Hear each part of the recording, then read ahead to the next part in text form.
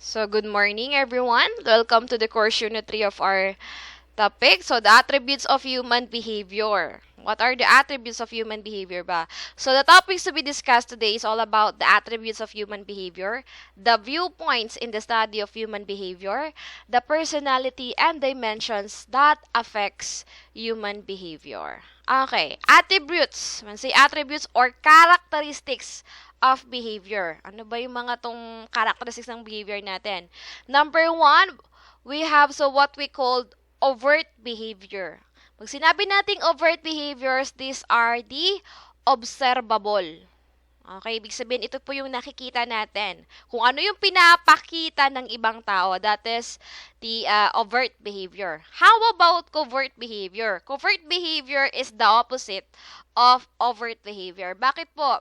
'Di ba? Those are the hidden from the view of the observer. 'Di ba nga sabi nga natin, may mga tao na ay hindi, meron palang tinatagong ugali yan. Okay, ganun pala siya talaga sa totoong buhay.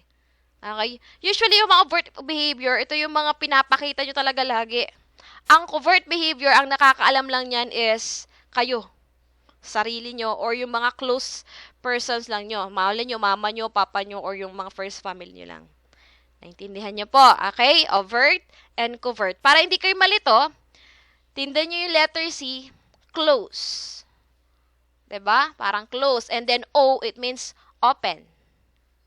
'Di ba? Overt, observable by the others. Covert, it means close. It means it is hidden from the view of the observer. Naintindihan? Next, simple behavior. Ano tinatawag nating simple behavior? Simple behavior, it is the less number of neurons that are consumed in the process of behaving. Ang simple behavior, simple lang. Ibig sabihin, hindi mo kailangan masyadong mag-isip kasi it is just a natural for you. That is a simple behavior. How about complex behavior? Ayan. It is a combination of simple behavior. For example, simple behavior, sabi umupo ka dyan. Ganun lang instruction sa'yo. Umupo ka lang. Ngayon, paano siya magiging complex behavior? Kapag sinabi sa'yo, umupo ka dyan, tapos habang nakaupo ka is mag-take down notes ka, tapos i-internalize mo lahat ng sinasabi sa'yo, lahat ng pinakikinggan ko, then, therefore, that is a complex behavior. Next, rational behavior. What is this? Acting with sanity or with reason. When we say rational behavior, pinag-iisipan mo lahat ng ginagawa mo. Kaya nga sabi niya, acting with sanity, it means alam mo yung ginagawa mo. Or with reasons. How about irrational behavior? Ang irrational behavior, ito yung hindi mo pinag-iisipan. Ito nga sabi niya na, 'di ba, bago mo gawin ng isang bagay, pag-isipan mo muna. Pero kung nag-act ka promptly agad, without thinking of it or without thinking the result of it, therefore, sometimes pwede nating tawagin yung irrational behavior. Sabi niya, acting without reason or unaware ka sa ginagawa mo. Next, voluntary behavior. What is voluntary behavior? Done with full volition of will. It means ginusto mo. Okay? Ginusto mo yung ginagawa mo, parang free will. How about involuntary behavior? These are the bodily processes that goes on even we are awake or sleep. Yung involuntary behavior, for example, pag natutulog ka, ito yung mga unconscious. Diba?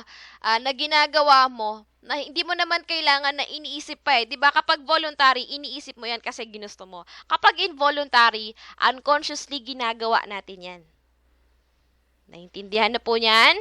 So, those are the attributes or characteristics of behavior. Do you have any questions? So, if you don't have any questions, then let's proceed to the next slide. Okay. How about this one? The aspects of behavior. So, we have different aspects of behavior. So, number one is intellectual aspect. Ano po yung intellectual aspect na yan? Siyempre, from the word itself, intellectual, the way of thinking, di ba? Reasoning, solving problem, processing info, and coping with the environment. That is intellectual aspect. Kung paano mo naiintindihan yung mga nasa paligid mo or kung paano mo ginagamit ang utak mo in behaving. Next, emotional aspect. Ano naman ang gumagana dito? Your feelings, emotional, di ba? Moods, temper, strong motivational force within the person. That is your emotional aspect. Next, social aspect. Para naman to, people interaction or relationship with the other people. Ito yung nakikipag-socialize ka sa ibang tao. Okay po, yun ang social aspect mo. How about moral aspect? This is your conscience. Okay? This is your conscience, concept on what is good or bad. And then, we also have the psychosexual aspect, wherein, ito naman, being a man or a woman and the expression of love. Psychosexual aspect, ito yung when two persons fall in love. Magyada ka niyan, kapad. Okay, next is political aspect. How about political aspect? It is the ideology towards society and government. And last one, the value or attitude, interest towards something, likes and dislikes. Okay. Ma'am, ano ba yung mga aspects na yan? Ito yung mga rason or ito yung mga parang modes natin. Or, di ba, ito yung mga drives natin na ginagamit natin on how we will, tawag dito, behave onto something. For example, social aspect. May social aspect ka ba? For example, sino ba dito? Si Kayubit, social aspect. For example, di ba may mga tao na, yun nga, meron tayong tao na introvert, and then meron tayong isa yung, kabilitran na introvert, extrovert, and then ambivert. Sabihin natin si Kayubit is introvert. So, ibig sabihin yung social aspect niya or people interaction or relationship with the other people is masyadong mababa. Diba? Minsan, iyon ang mahina niya. Kasi introvert siya. Pero kung kanwari, sociable ka with the others, therefore, extrovert. Diba? E di ibig sabihin ng social aspect niya is gumagana talaga. So, ito yung mga aspects of behavior natin. So, iba-iba siya. Next, we have 3 levels of behavior. Okay? The 3 levels of behavior. Vegetative, animal, and the rational psych human. What is vegetative? Vegetable ba, ma'am? So, what is vegetative? Pag sinabing vegetative, it is the responsible for nurturing and reproductions mostly found in plants, human beings, for food and reproduction. Ang vegetative, ito yung ginagamit mo or kailangan mo para ma-nurture ka. Okay? Ito yung kailangan mo para may alam ka. That is vegetative. How about animals? This is your movement and sensations, mostly use of the sense and sex drives. Animal naman, ito yung using your or choosing what you want. Okay, this is your id. Animalistic behavior to. Kapag rational or psych or human, it values on morals, reasons, and the will. This is the purpose and freedom. Ulitin ko ha, kapag vegetative, this is the function wherein needs ka ng information. Nagdi-needs ka ng mga physical na kailangan mo, physical needs. Ang animal naman, these are your wants or your id, ninanasa. These are movement and sensation. Kapag rational or psych or human, these are the moral values, reasons, and the will, purpose, and freedom. Okay po? Yun ang ating 3 levels of behavior. Next. 3 faculties of man. We have will, intellect, and soul. May soul ba kayong lahat? Okay, next. Will, intellect, and soul. Will. What does it mean when we say will? It is the power of conscious deliberate actions, the faculty by which the rational mind makes choice. Diba nga, free will? Diba? Makes choice of its ends of action. So, and then directs energies in carrying out determination. Will, this is your power, sabi niya. Will na ginusto mo. Kaya nga free will, sabi niya, faculty by which rational mind makes choice in its ends of action. Naintindihan? That is your will. Lahat tayo merong will. For example, ginusto mo mag-aral ngayong online class. Therefore, that is your will. That is your decision. Naintindihan po. Now, how about intellect? This is the faculty of power of perception or thought or power of understanding. Ang intellect naman, ito yung kakayahan mong mag-isip or being rationalized in everything. Sabi nga niya, the power of perception. Ibig sabihin, iniisip mo muna.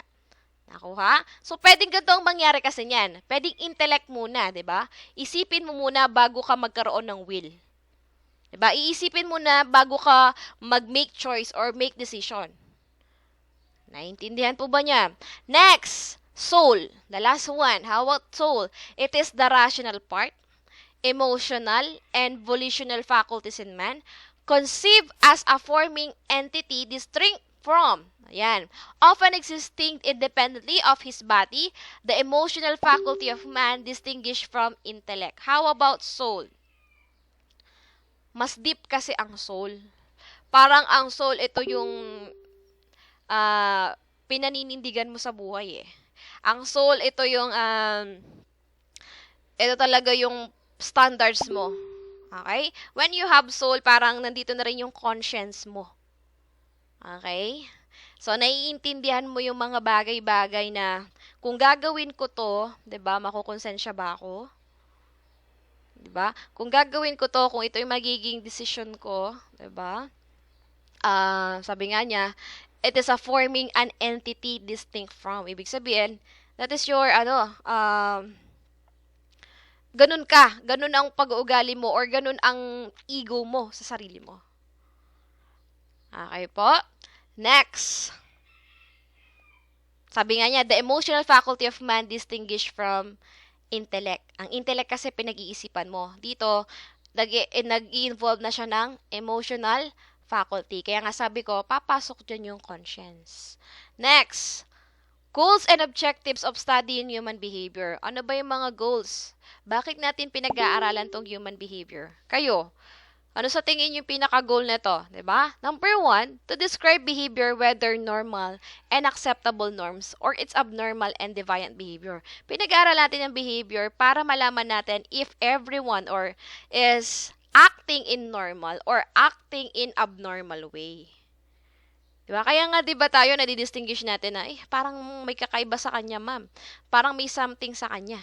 Diba? Next, to identify factors that can predict behavior or ano yung mga factors that can affect, 'di ba, para mag-act yung isang tao doon sa ganung bagay. 'Di ba? Depressed, unrealistic, unreasonable. So lahat may dahilan kung bakit nagiging ganun ang actions ng isang tao. Next, to understand and explain by identifying causes that brings about certain effects, assemble them which are common facts or gather facts and define principles. Ito nga, sabi niya, identifying causes that brings about certain effects. For example, bakit kaya nagbe-behave siya ng ganun? Or 'di ba alam natin mabait siya? Pero bakit ngayon ang ano na niya, bigla siya naging kriminal or bakit ngayon nagnanakaw siya? So, if we study human behavior, ayan, makikita natin yung mga causes. Kasi pala na-impluwensyahan siya ng barkada niya ng ganito. Kasi pala, ito yung dito na siya nakatira ngayon. Kasi pala nagkaroon siya ng sakit sa utak.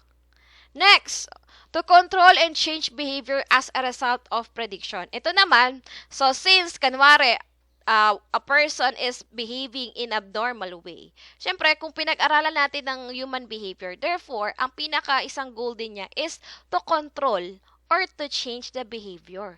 Kasi 'di ba na-predict na natin yun yung mga factors. Yun yung mga factors na naka-affect sa kanya. Therefore, nape-predict natin ay baka mag-suicide siya. Ay baka sa susunod ito na yung gawin niya. So, in order for us to prevent those kind of events, yun ang isa sa mga goals ng bakit natin pinag-aaralan ng human behavior. If I will relate it, 'di ba? If i-relate natin sa criminals, ito kasi talaga ang napaka-importante. 'Di ba nga, isa sa mga goals ng correction natin is to correct. 'Di ba? Sabi nga natin, correct, hindi po talaga i-punish or to give treatment to those criminals. Bakit? So, paano natin sila bibigyan ng treatment? Kasi nga, iniisip natin in correction, one form of deterrence sa kanila, okay, is, or one form to prevent or to stop the growing crimes, ang ginagawa natin is dapat pahintuin na lang natin yung mga taong gumagawa ng crime. Paano natin sila pahihintuin or paano natin sila ipaprevent? By changing their behavior. Diba? So, paano natin sila i-change ang behavior? Kapag pinag-aralan natin mismo yung behavior nila. Naiintindihan niyo po ba niyan? 'Di ba? Paano mo babaguhin or paano mo ikokontrol na ang isang tao kung hindi mo alam kung anong klaseng ugali meron siya? O kunwari, pag one day, o kahit sa mga magulang niyo na lang, kayo yung anak. Ang magulang kilala niya yung mga anak niya. So, paano ka kaya nasusupil ng nanay mo or paano ka napipigilan or natuturuan ng nanay mo? Kasi alam niya yung ugali mo. So, pinag-aaralan niya yan. So, napipredict niya, okay? Napipredict niya ano yung mga chances or yung mga probability na gagawin mong action if ganito yung gagawin niya. 'Di ba? And also, sabi niya nga, dito rin kapag pinag-aralan natin human behavior, din natin nakita if someone is acting in a normal behavior or in abnormal behavior. 'Di ba? Kaya nga tayo may mga psychologists, for example, yung mga nakaka-experience ng mga depression. So sabihin natin, namatay yung nanay niya, kinabukasan namatay ang tatay niya. Tapos, kinabukasan, iniwan siya ng boyfriend niya. What will happen? Tapos alam mo yung tao na yon na mahina yung emotional aspect niya. Tapos, kapag nasasaktan siyang ganon, nagiging irrational yung behavior niya. Diba, ikaw, nape-predict mo na yung mga pwede niyang mangyari. Kung ganon yung mga, diba, factors that could affect his human behavior. Kasi alam nyo, yung human behavior, hindi siya lagi yung consistent eh. Maraming factors na bakit magbabago or bakit yung isang tao is biglang mag-iiba ng desisyon or parang, tawag dito, minsan hindi mo siya kilala. Kasi merong mga factors that could affect the human behavior. So, naiintindihan nyo na yan bakit natin pinag-aaralan ng human behavior. Kasi napakahalaga niyan sa mga kriminal eh. Kasi tayo, para bigyan natin sila ng treatment or para malaman natin ano yung proper or tamang treatment sa kanila, 'di ba? Or to correct them, kailangan pag-aralan mo talaga yung behavior nun. Hindi naman kasi lahat para-parehong pangangailangan ng tao. 'Di ba? Kasi sabihin mo pareho silang kriminal, pareho silang magnanakaw, baka yung isa konting pagpapayo lang, aandar na. Pero yung isa, kahit bigyan mo na ng milyong pagpapayo, 'di ba? If ganun talaga yung ugali niya, walang mangyayari. Kaya nga sabi ko, napakahalaga na pinag-aaralan natin ng human behavior. Ako, na-apply ko yung human behavior sa inyo or the psychological aspect. Nakikita ko yan kapag, sa mga ganyan, kapag nakakasalamuha ko kayo. So, alam ko, nag-o-observe ako lagi. Tahimik lang ako ng ganyan, pero lahat kayo, ino-observe ko yung ugali nyo. Next. So, what are the viewpoints in study of human behavior? We have 5. Neurological, behavioral, cognitive, psychoanalytical, and humanistic. Again, when we say viewpoints in the study of human behavior, we have 5. Neurological, behavioral, cognitive, psychoanalytical, and humanistic.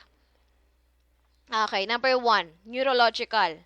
So, this emphasizes the human actions in relation to events taking place inside the body, especially the brain and nervous system. Ito po yung neurological.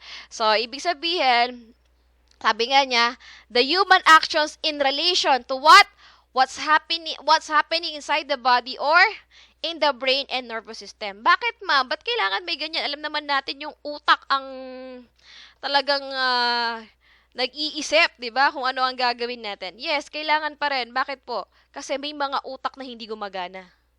Tulad ngayon, 'di ba? Nagdi-discuss ako. Some of you di man nakikinig niyan eh. Or meron mga utak na hindi sila nagfa-function ng normal. Anong ibig sabihin ko dito? Yung mga may abnormalities or may sakit. So, one of viewpoint in the study of human behavior is neurological. We have to accept that not all minds or not all human brains are normal. Diba? May mga genius. Kaya nga, diba, meron tayong level of intellectual skills. So, and then, meron din yung mga defects. Kunwari, may sakit sila sa utak. Kunwari, bakit ganun siya mag-act in this age? Kasi may sakit siya. So, it has something to do with the brain and nervous system. Next. Okay. Behavioral.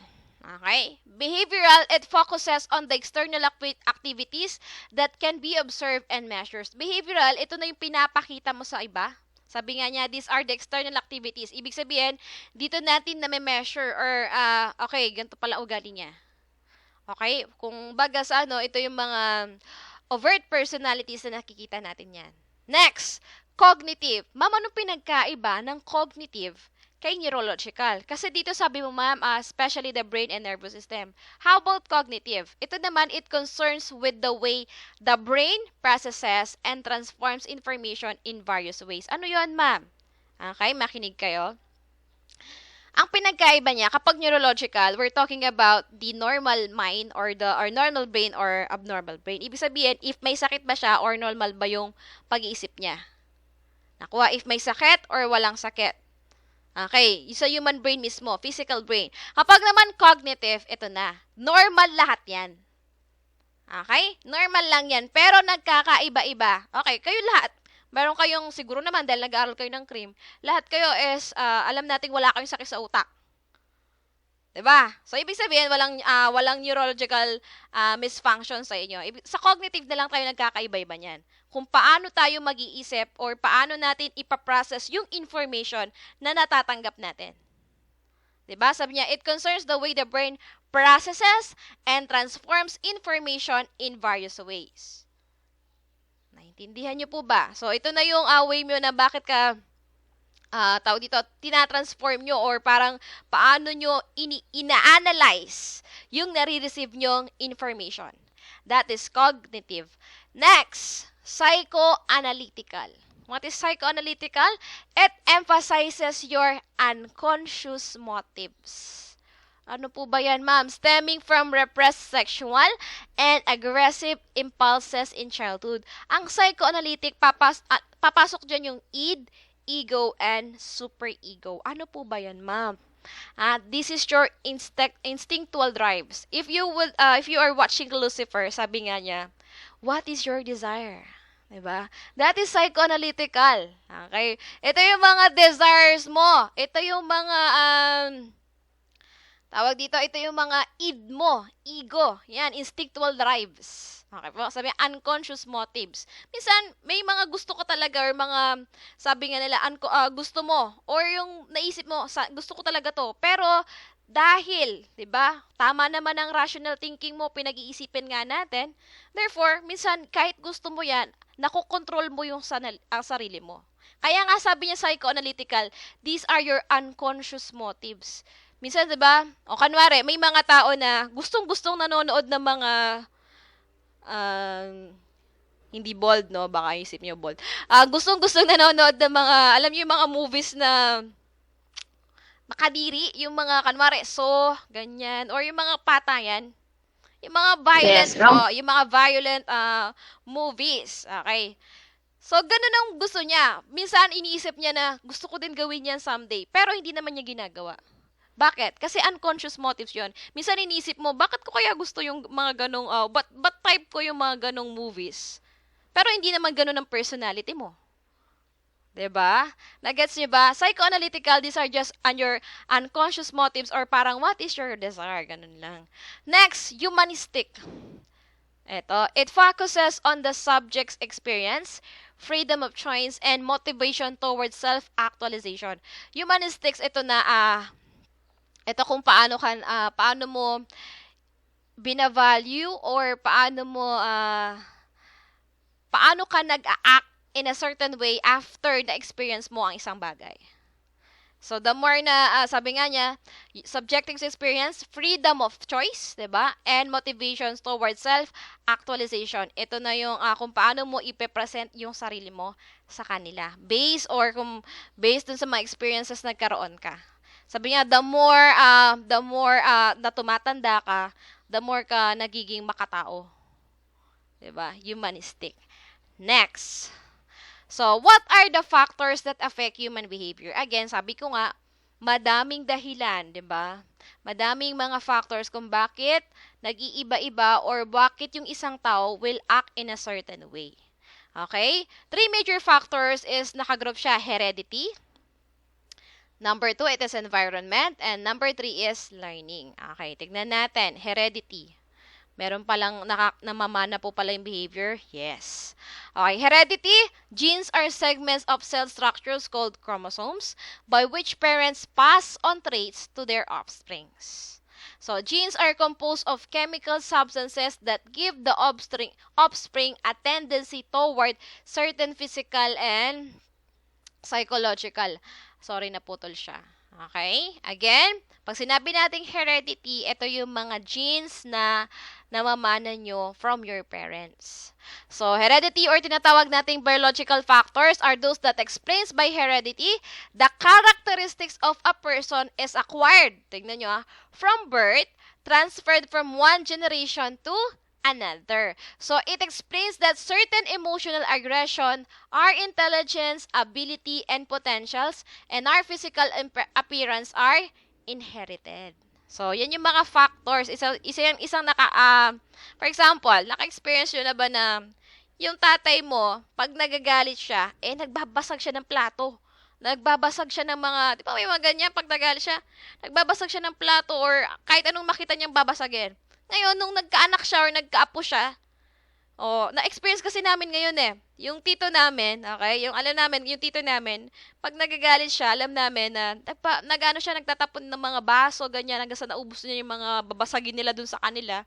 Ngayon, he passed away na. Ngayon, meron siyang apo ngayon, yung pinakabunsong apo, which is yung pamangkin namin ngayon.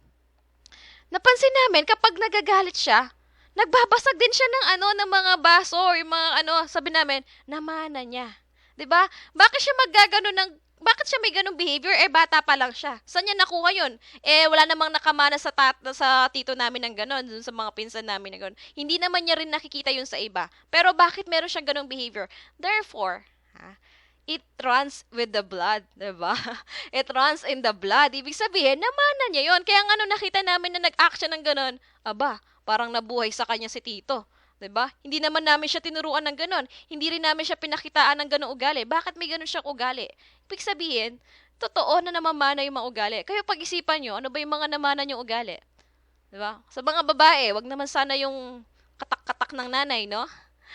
Ganyan, di ba? Tingnan niyo yung mga ugali ng mga parents niyo. Baka someday, kapag tumatanda kayo or hindi niyo napapansin unconsciously, na kung ano yung ugali na minsan na kinamumuhian niyo sa kanila, namamana niyo pala.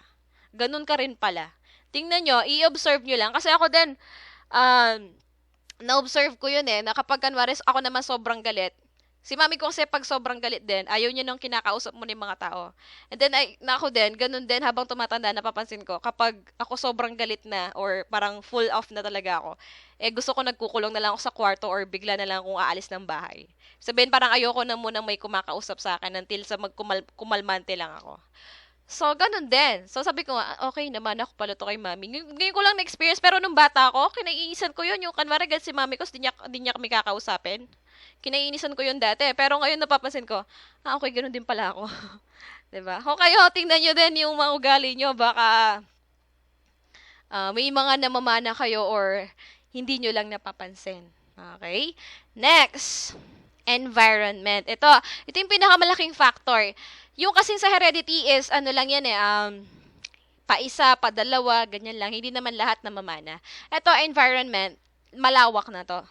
Okay? Kapag environment, syempre, ito na yung, everything that surrounds you. Physical man or internal.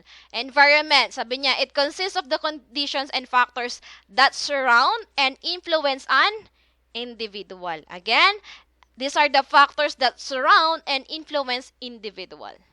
So, what are the environmental factors? So, it refers to anything around the persons that influences his action. So, some environmental factors are, number 1, yung family. Kasi, sila yung nakakasama mo. Okay? Sila yung nakakapag-influence ng action mo. Sila yung nag-nurture sa'yo. Sila yung nag-feed kung anong ganito. 'Di ba? Next, the influences of childhood trauma. Ano yun? Which affect the feeling of security of a child undergoing development process. Ano naman to? Environmental factor. Siguro nung bata siya, na-experience niya na niloko siya Okay? Niloko siya ng mga kaibigan niya. Okay. Anong mangyayari nun? Na-trauma yung batang yan. Habang lumalaki siya nun, baka yung development niya sa trust, bumaba sa ibang tao. Diba? Next, pathogenic family structure. Ano ba yung pathogenic yan? Pag sinabi yung pathogenic, parang may sakit. Pero hindi naman literal na may sakit yung family structures. Ibig sabihin, there is abnormal or abnormality. So, those families associated with high frequency of problems such as what? So, these are the four types of pathogenic family structures. We have the inadequate family, we have the antisocial family, the discordant and disturbed family, and disrupted family. Ma'am, what is inadequate family? Pag inadequate family, hindi naman sila broken family, but someone or maybe a member of their family is already deceased or namatay na. For example, 'di ba? Buo naman talaga sila, masaya naman sila, pero yung isang pamilya nila is o isang member ng pamilya is namatay na. So that is inadequate family. Pwede yung pwede yung maka-trigger ng mga behavior. Next, the antisocial family. Ito naman yung mga pamilya nga yung parang away from the normal. 'Di ba may mga pamilya na sabihin natin na, ay kakaiba po yung pamilya na yan, ma'am, ganyan sila ganyan sila makitungo sa mga ibang tao. Syempre nakakaepekto yan sa iyo. Kung ganun yung pamilya mo, hindi nakikitungo ng maayos sa mga ibang tao, antisocial sila, 'di ba? Therefore, pati yung mga anak or yung behavior mo maapektuhan dahil ganun nga ang ginagawa niyo sa bahay niyo or sa buhay niyo. Next, how about the discordant or disturbed family? Sa discordant or disturbed family, buo din sila. Okay, wala pong naghiwalay dyan. Pero, kaya siya nagiging discordant or disturbed. Ibig sabihin, yung parents niya laging nag-aaway. Okay, or laging may away sa pamilya nila. So, ibig sabihin, nakaka-apekto din yan. So, yung mga ini-explain ko to, alam ko some of you siguro or may kilala kayo na nakaka-experience nito kung bakit nagiging ganun ang behavior nila. Next and the last one, ito yung broken family talaga. The disrupted family. Okay, ito na yung broken family. Siyempre, kapag broken family, merong epekto talaga yan sa human behavior ng isang bata or ng isang tao. Okay po? Next. Another environmental factors is the institutional influences, which is, I think, madalas ngayon. Ano yun mga institutional influences? The peers, yan, sino yung mga barkada yun? Sabi niya, the birds that flock, same feather, flocks together, sabi nga natin. Mass media, kung paano kayo naapektuhan ng social media apps, di ba? Yung mga FB nyo, ganyan. Mass media. TV, okay? Next, church, yan, big factor to, di ba? If nasa church ka lagi, tapos good people lahat doon, meron malaking behavior yan, di ba? Yung parang, okay. Di ba kapag nakita kayo ng mga masyadong relihiyosong tao, sabi natin, napakabait, ako ganyan, di ba? Tapos next, we have school. Ayan, kung paano kayo tinuturuan sa school. O, for example, ako, wala akong kwentang teacher. Inaayaan ko lang kayo na mag-ingay, maggulo-gulo. Therefore, anong mangyayari sa behavior nyo? What will happen to your behavior? Lalaki kayong pasaway. 'Di ba? Siguro ka-graduate nyo ng criminology, isa kayo dun sa mga nirereklamo nila na isang criminology, ganito ang asal. Graduate pa man din ng criminology, parang hindi nag-aral. Kaya nga ako, kung bahala kayo kung magalit kayo sa akin or what, kung strict ako masyado or what, at least ako, ang inaano ko lang sa inyo is to have discipline. Ang pake kung sabihin nyo na masyado yung masungit ma'am, masyado yung makanyan kay ma'am, strict ma'am. Wala akong pakialam. Kasi at least yung buburi kong mong ibigay kayo or gusto ko lang ibigay sa inyo is to mold the discipline within you, which is essential to you, especially in our course, which is BS Criminology. Kaya nga mahiya naman kayo sa course nyo. If you will act in a way na barumbado, sabi nga nila. Tsaka may mga research kasi na nagsasabi na kaya bakit hindi nagiging priority or hindi na pa-prioritize yung mga ibang criminologists when it comes to the application in Tribe Bureau. Kasi nakita nila na most of the corrupt police, okay, ay nag-aral ng criminology. Sipin nyo yun. O, dun pa lang parang nagkakaroon na ng bad image, di ba? O, anong nangyayari? Nadadamay tuloy pati yung mga mababait naman. Next, government institutions, ayan, and the NGO. Those are the institutional influences. Pag sinabi natin institutional, ito yung mga nakakasama mong per groups, kung saan ka na-involved ng mga events, ganyan. Next, social-cultural factors. Ano yung mga social-cultural factors? Such as war, and violence, ayan. Yung mga nangyayari sa paligid mo, group prejudice, discrimination, economic and employment problems, and other social changes. So, yung mga social-cultural factors, ito yung nangyayari within your society. Pwedeng war, violence, ayan, discrimination. For example, kung black people ka, may mga black people ba dito? Wala naman siguro, ano? So, ba sa Amerika, kapag, yung mga black American, laging nagkakaroon ng discrimination. So, anong nangyayari? Naapektuhan tuloy yung, nila, behavior ng mga black American. Lagi silang defensive, lagi silang ganto ganyan. Kasi nga, nararanasan nilang discrimination. 'Di ba? Isang factor 'yon kung bakit nagbe-behave sila ng ganun. Next, nutrition or the quality of food. Ito, a person intake is also a factor that influence man to commit crime because poverty is one of the many reasons to criminal behavior. Kung naalala nyo yung sa kanina, meron tayong vegetative. 'Di ba? Sa vegetative, sabi ko, ito yung informational or ito yung tinatanggap mo. Diba? Ito yung mga nare-receive mo. So, dito naman sa nutrition or quality of the food, sabi niya, it has something to do with your behavior. Oo nga naman. Anwari, may mga tao na kapag gutom na, talagang sakit ang diba, tawag doon, ang sungit na. May kaklase akong ganyan eh. Kapag, ang tinutino niya, pero once na nagutom na yan, okay? Pag nagutom na talaga yan, lahat aawayin niya. Hanggang sa hindi siya kumain. Diba may mga ganyan, the nutrition or the quality of food. So, bakit? Ang bait-bait mo, pero pag gutom ka, inaaway mo kaming lahat. May mga ganon. Diba? Baka sa inyo, meron din ganyan eh. Or, kanwari, alive siya or parang lagi siyang alert or hindi naman kayo sanay na parang malungkot siya. Kasi pala, everyday umiinom siya ng coffee. Diba? Kapag hindi siya nakauinom ng coffee, anong magiging behavior niya? Malungkot, moody. Diba? It has something to do na affect yung behavior nyo. O for example, okay naman yan eh, matanong mag-isip. Pero nag-intake siya ng marijuana. Nag-intake siya ng mga illegal drugs. What will happen?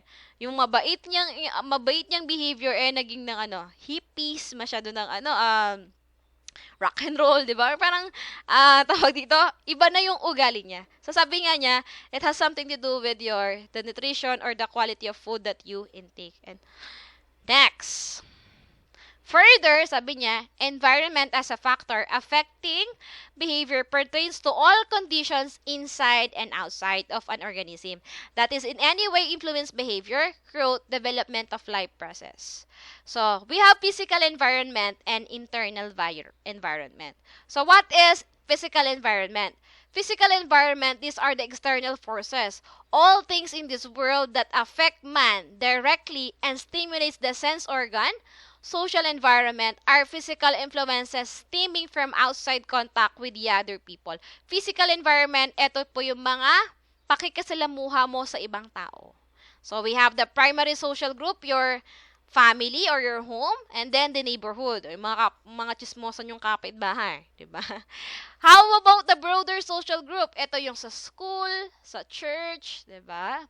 CGS, pati yung kung kunwari, kasi nga criminal justice, diba? Criminal justice subject. So, if naging law enforcer kayo, yung mga nakakasalamuha nyo within the organization of criminal justice system, it's either law enforcement man yan, prosecution, court, correction, or kung saan man kayo naka-assign. Next, we have the internal environment. What is internal environment naman? So, it is the immediate environment within which the genes exist and function. Ibig sabihin, sabi nga niya, ito yung namamana nyo. Internal. Sa sarili nyo na. So, sabi nga niya, biological condition of the body and exists in the intercellular or and extracellular. So, note, sabi niya, heredity and environment become so inextricably joined in producing growth and development.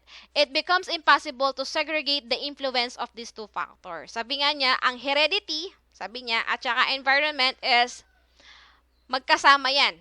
Parang lagi siyang strong influence or strong factor that could affect a human behavior. For example na lang, an example ko sa inyo na yung pamangkin ko, biglang nagbabasag ng ng mga baso, ganyan, 'di ba? Dahil kapag galit.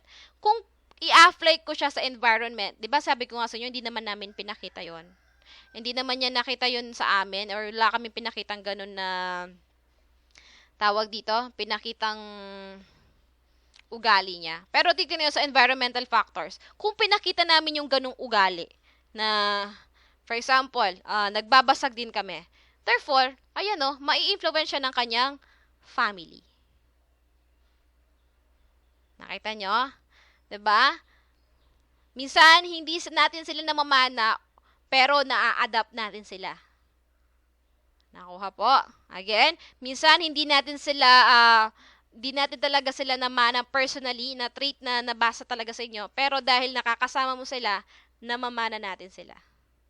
Naa-adapt. Parang naa-adapt natin yung ganung ugali dahil nakakasama nila. Kaya nga sabi niya dito, join in producing growth and development, the heredity and environment. So, last one, learning. Ayan. 'Di ba? Last group of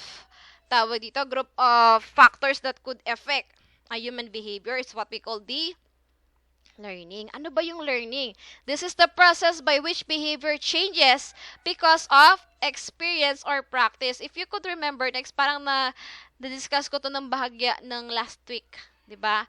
Yung ating experience or practice nagbabago. If naalala niyo yung mainit na tubig, 'di ba? Kapag hinawakan natin yung mainit na tubig, because of that experience, sa susunod na makita ka ng mainit na tubig, hindi mo na siya hahawakan. So, that is learning. Nagbabago yung behavior mo, depende po sa anong natutunan mo or na-experience mo. So, bigyan natin siya ng sabi niya, causes of human behavior of learning. Number 1 is sensation. Paano to? It is the feeling or impression created by a given stimulus or cause that leads to a particular reaction or behavior. So, paano yon? Explain ko lang ha.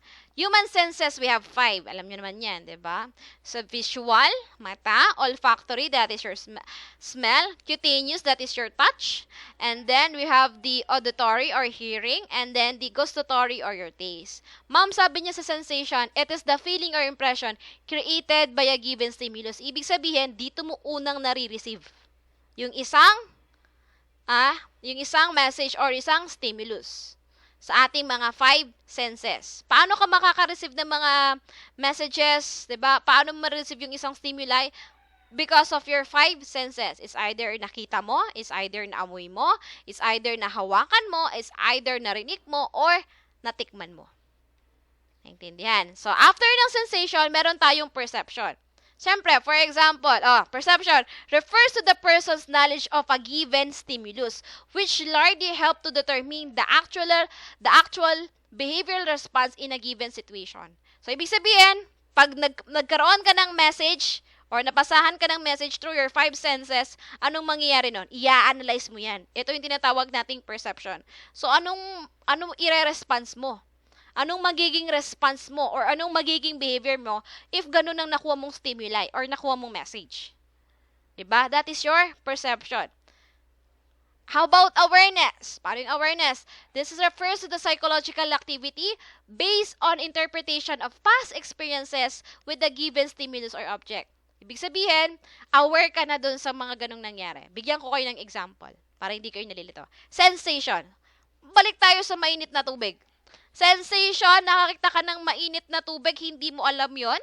Siyempre, bata ka pa at iniisip mo, ano kaya yon? Bakit may usok-usok? Diba? Ngayon, hinawakan mo, sinusam mo yung kamay mo. Anong gumamit na sensation? That is your cutaneous or touch. Diba? Sense of touch. Ngayon, ibig sabihin, kapag kahawak mo, okay, nagkaroon ka ng contact, ibig sabihin, yun ang message na binigay ng mainit na tubig sa'yo. Mainit siya. Diba? Therefore, yung naranasan mo through your sensation, ito na yung mape-perceive mo. Ito na yung isipin mo.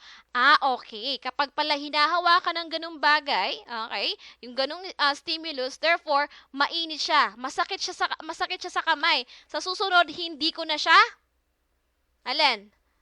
hahawakan. Kasi alam mo nang mainit eh. How about awareness? Nakakita ka ulit niya ng mainit na tubig.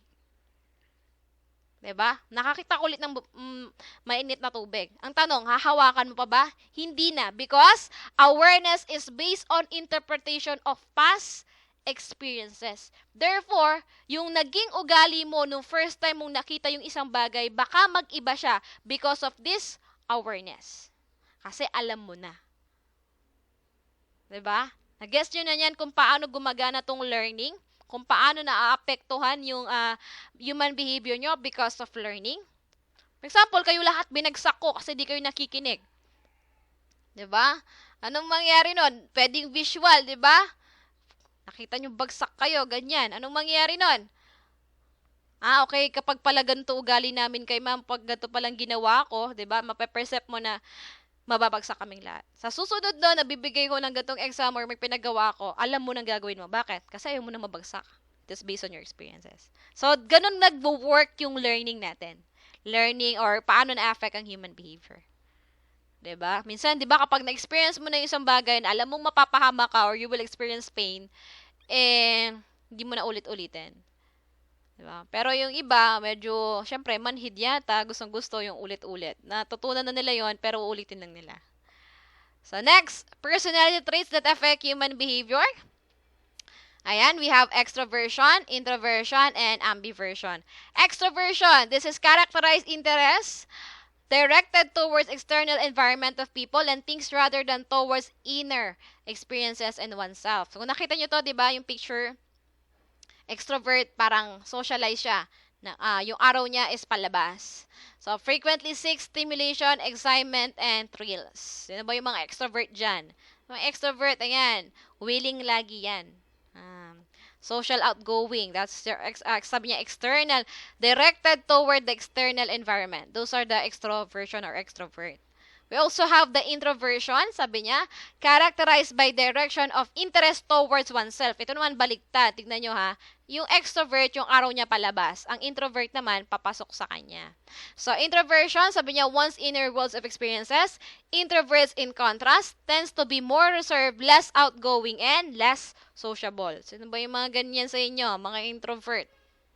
Mama ko parehong ganyan. Minsan, extrovert, minsan introvert. Anong tawag ko doon? Ambiversion. Or yung mga ambivert. So, it is a balance of extrovert and introvert characteristics. An ambivert is normally comfortable with groups and enjoys social interactions, but also religious time alone and away from the crowd. So, sino ba yung mga ambivert dyan? Ako, I'm proud ambivert kasi social outgoing naman ako. Gustong-gusto ko rin naman na merong friends. Tapos, meron ding time na gusto ko ako lang makapag-isa, yung tipong kahit yayain ka ng barkada mo, sabihin mo busy ka, pero ang totoo, natutulog ka lang. Diba? May mga ganyan. So, yung mga ambivert yan. Kapag ambivert kayo, balance yung extrovert mo, introvert. Kapag naman kasi extrovert, ano gusto mo? Labas ka lang ng labas. Diba? Wala kang time sa sarili mo. Pag introvert naman, gusto mo, ayaw mo naman nakikipag-socialize. Okay po? So, sino may mga extrovert, introvert, and ambiversion? So, we have different personality traits. So, yun lang. Do you have any questions about the topic for today? So, if you don't have any questions, then stop ko ng recording to.